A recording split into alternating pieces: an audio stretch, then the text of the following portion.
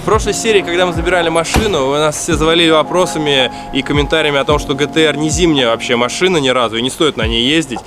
Ну, и мы решили послушать вас. Сначала я думал на метрохе, поехать, а потом позвонил Тил, сказал, что заберет меня.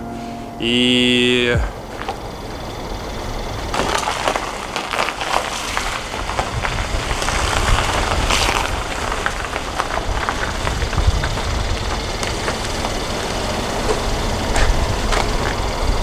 Нет, ну, не зимняя машина GTR, значит не зимняя.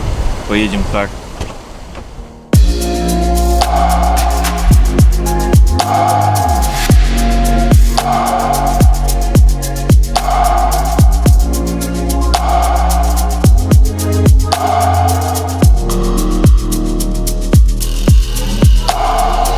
Почему столько мустангов?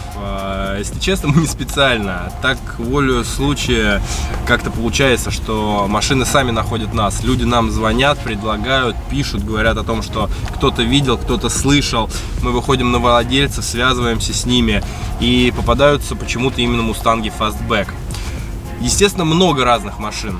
Много разных машин есть в открытой продаже, на Автору, на Авито, но очень, к большому сожалению, половина из этих машин это какой-то развод от продавцов, и машины на самом деле в Америке. А вторая половина какая-то кривая, вареная, без документов, какие-то выставочные культурные ценности и прочее, прочее. А нам интересны те машины лишь, которые растаможены и имеют какую-то историю в нашей стране. С ними приятнее работать, и потом не возникает проблем при постановке на учете. А сегодняшний экземпляр это вообще нечто особенное. Это не просто фастбэк, который редкий, действительно редкий автомобиль в Америке, ну и в России тоже. Это реплика той самой Элеоноры. Хочется сказать о том, что вообще сам по себе кузов 67-го Мустанга имеет очень красивые сексуальные линии. Он не рубленый, он очень плавный. Это расцвет сам по себе автомобилей Pony Car. Мы сейчас будем рассматривать образец, сделанный в обвесе Элеонор, который придумал Чип Фус специально для фильма «Угнать за 60 секунд». Мы хотим забрать этот проект и доделать его, потому что прежний хозяин, к сожалению, не смог его довести до конца. Или кончились средства, или желания. Мы, к сожалению, не знаем об этом. Мы просто хотим сделать эту машину такой, как мы ее видим. В идеале, чтобы она поехала по дорогам, и вы могли этим наслаждаться. Ну все, мы подъехали, машина стоит где-то здесь, в этом гаражном кооперативе. Сейчас мы пойдем искать то самое место. Пошли.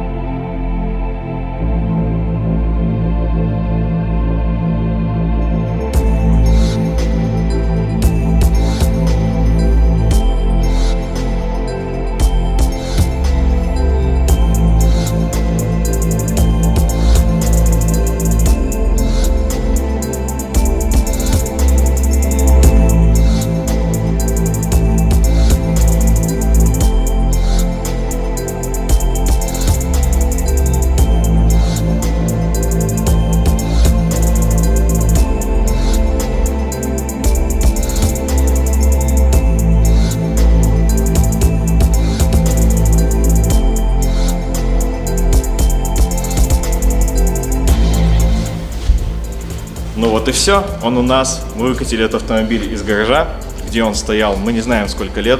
Состояние его, как ты думаешь, оцени. Я считаю, что состояние у него на стабильную 4. Самое важное, что у этой машины есть запчасти, то есть она комплектна. Есть мотор, есть стекла, есть ходовая. А также она сварена вся под днищу, новые лонжероны, усилители. Все это готово.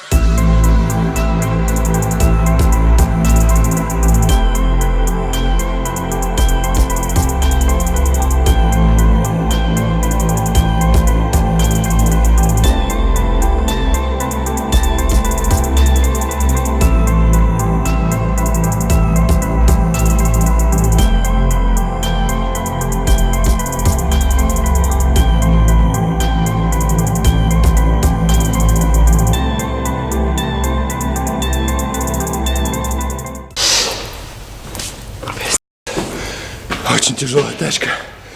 Сход-развал нарушен. И самое страшное впереди, поскольку там спуск. И нам надо его снять с 3-го этажа.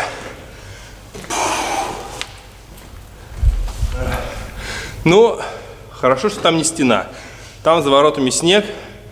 И если что, посмотрим. Так, на самом деле, а как мы будем снимать?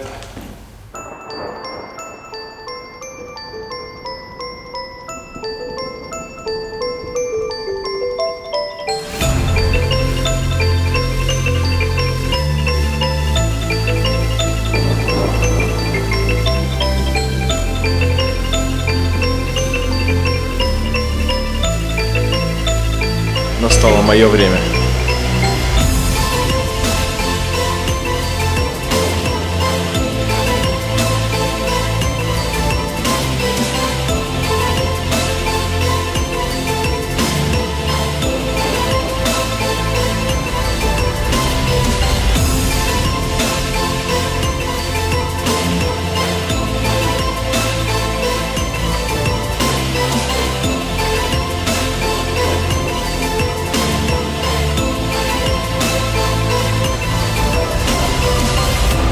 Если честно, когда вот так вот стоишь над пропастью, ощущение как в американских горках, когда ты видишь ее, и вот чуть-чуть она сейчас сорвется и начнет самое интересное.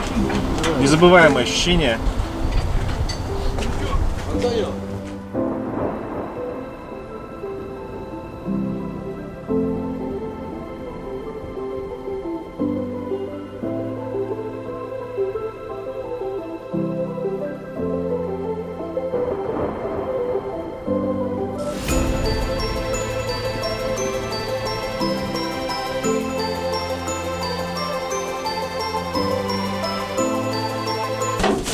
Oh my goodness!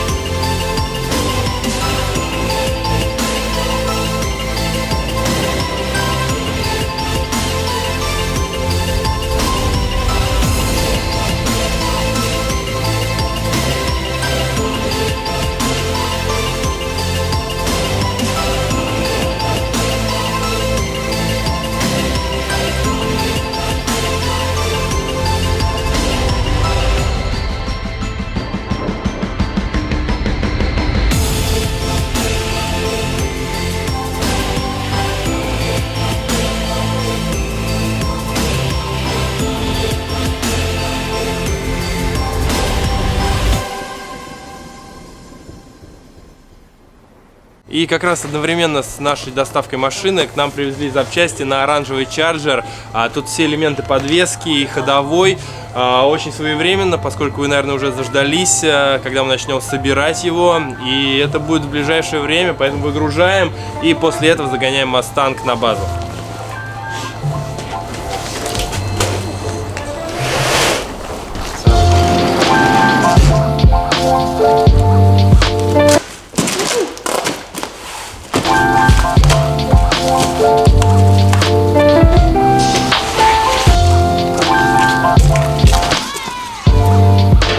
Все, запчасти на Charger разгружены, машина в мастерской. Мне потребовалось буквально 30 минут, чтобы разобрать остатки салона, которые были в ней установлены, а также накинуть остальные элементы обвеса, которые были в комплекте.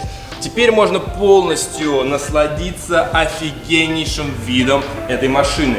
Теперь она по-настоящему похожа на Элеонору.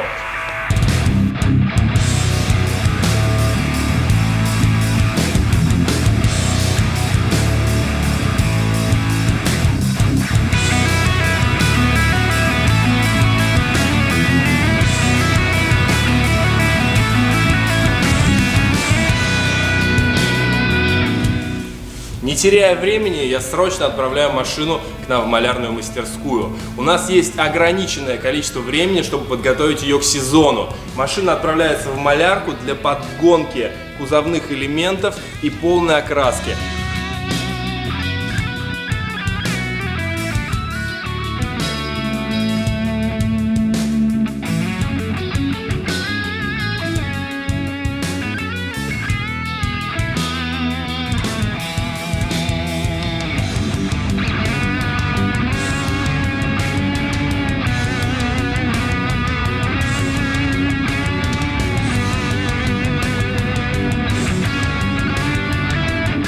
Пока я жду эвакуатор, можно насладиться машиной на улице при солнечном свете и наглядно сравнить с современным поколением Shelby GT500. Это у нас Mustang 2005 года, тоже Shelby, тоже GT500 красного цвета. И наглядно машины абсолютно разные, но и в той, и в другой машине есть своя харизма. Они по-особому уникально и круто выглядят.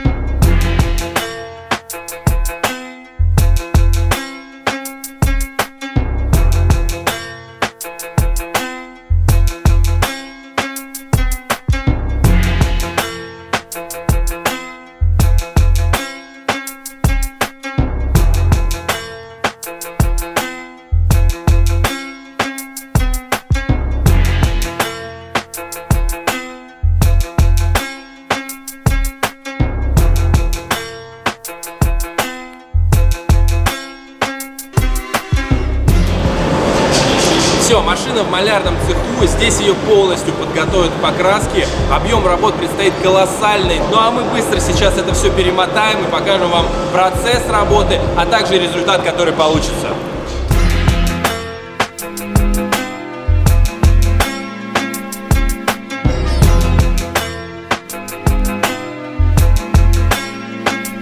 Итак, друзья, сейчас мы находимся в малярной мастерской, где ребята уже начали процесс восстановления кузова. Первым этапом было полностью снятие всей грунтовки, которая была на машине. И, слава богу, кузов оказался в хорошем состоянии. Ни единой точки ржавчины на машине не было. Были следы ремонта, но мы уже все устранили, залудили особенно сильные огрехи. Теперь ребята восстанавливают кузов шпаклевкой, выводят, перетирают, чтобы придать ему идеальную форму. Также в ходе обсуждений и продумывания концепции модели мы пришли к мнению, что мы хотим уйти от стоковой подвески. И уже заказано крутое решение этого момента. Сейчас я вам не буду спойлерить, что это. Я расскажу об этом в следующей серии, когда мы заберем машину с покраски. Да, сейчас нам нужно будет произвести небольшой демонтаж полностью всей передней подвески. Нам придется немножко порезать кузов и оставить только лишь передние лонжероны. Вот, но об этом всем потом. Я покажу, когда машина окажется в нашей мастерской, вам все в деталях, что мы резали, как мы делали. А сейчас предлагаю посмотреть еще немножко на этот потрясающий кузов, и затем мы удалимся на какой-то, не знаю, короткий, а может быть чуть длиннее промежуток времени, чтобы все подготовить как нужно. Напомню, мы ждем запчасти из Америки. Запчасти эти большие и тяжелые, поэтому я думаю, это месяц точно. Ну и здесь работ еще минимум на месяц. Поэтому до новых встреч, и не забывайте ставить колокольчик, лайк и подписывайте всех своих друзей на наш канал. Пока!